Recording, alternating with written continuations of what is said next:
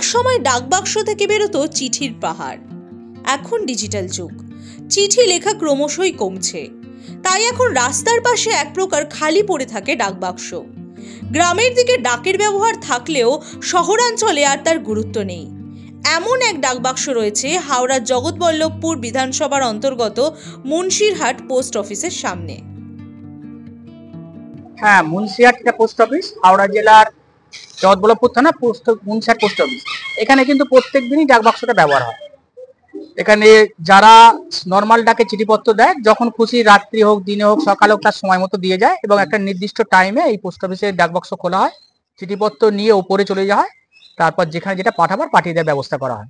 গুরুত্ব অনেকটাই কিন্তু মলিন, কিন্তু ব্যবহার এখনো অকেজো হয়নি। তার প্রমাণ হচ্ছে আমাদের এখানে রোজই কিন্তু এটাকে খোলা হয়, একটা দুটো যা চিঠিপত্র থাকে কিন্তু ব্যবহার করা হয়। ইংরেজ আমলে কিন্তু আমি যতদূর জানি যে সাহেবদের ওপর দায়িত্ব থাকতো যে রানার ঠিক মতো ডাক নিয়ে যাচ্ছে কিনা। বড় বড় উঁচু গাছের ডালের ওপরে তারা কিন্তু পাহারা দিত যে এই টাইমের মধ্যে ডাকটা নিয়ে যাওয়ার কথা, ঠিক সময়ে ডাকটা নিয়ে গেল কিনা। যদি সে ঠিক নির্দিষ্ট টাইমে ডাক না নিয়ে যেত তার কিন্তু পানিশমেন্ট হতো। শুধু তখন চিঠিপত্র নয়, টাকা পয়সাও কিন্তু যেত। তখন টাকা পয়সাও কিন্তু ওই চিঠিপত্র নিয়ে ওই পিঠে করে নিয়ে যেত। যার জন্যই গানটা শুনে থাকবেন যে পিঠেতে টাকার বোঝা তবু টাকাকে যায় না ছোঁয়া, ঘরেতে অভাব, দুনিয়াটা তাই মনে হয় কালো ধোঁয়া। এটাই একমাত্র কিন্তু তখন মাধ্যম।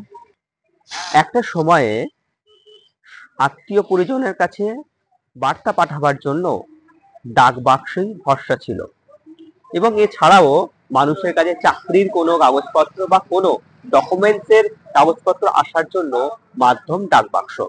তবে সময়ের সঙ্গে যুগের তালে ডিজিটাল যুগ এখন বর্তমান চলছে, তাই এক ক্লিকেই যে কোনো বার্তা পৌঁছে যেতে পারে সে প্রেরকের কাছে। তবে এখনো এই হাওড়ার একটু গ্রামীণের দিকে ঢুকলে দেখা যাবে যে মুন্সিরহাট এলাকায় এখনো দাঁড়িয়ে রয়েছে ডাক বাক্স, যা শহরাঞ্চলে সত্যি দেখার যায় না বললেই চলে। এখানকার সাধারণ মানুষ জানাচ্ছেন যে এখনো নিয়ম করে হলেও এই ডাক বাক্স খোলা হয়।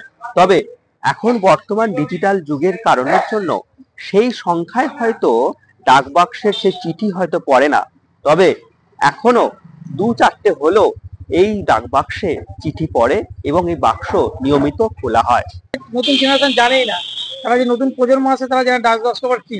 হ্যাঁ, এটা একটা অন্য ধরনের ঐতিহ্য ভারতবর্ষের ডাক বিভাগ করে রেখেছে, এখনো আছে। তবে এটা সবাই জানুক, হ্যাঁ এটা আমরা চাইবো। এই ডাক বাক্স থাকুক, বেঁচে থাকুক নতুন প্রজন্মের কাছে, তারাও জানুক যে সত্যি এইটাই ভরসা ছিল যে তাদের কাছে চিঠি পৌঁছানোর জন্য। এখনের মতন তা নয় যে এক ক্লিকেই পৌঁছে যাবে বার্তা, অনেকটাই সহজ হয়েছে বর্তমান সময়ে।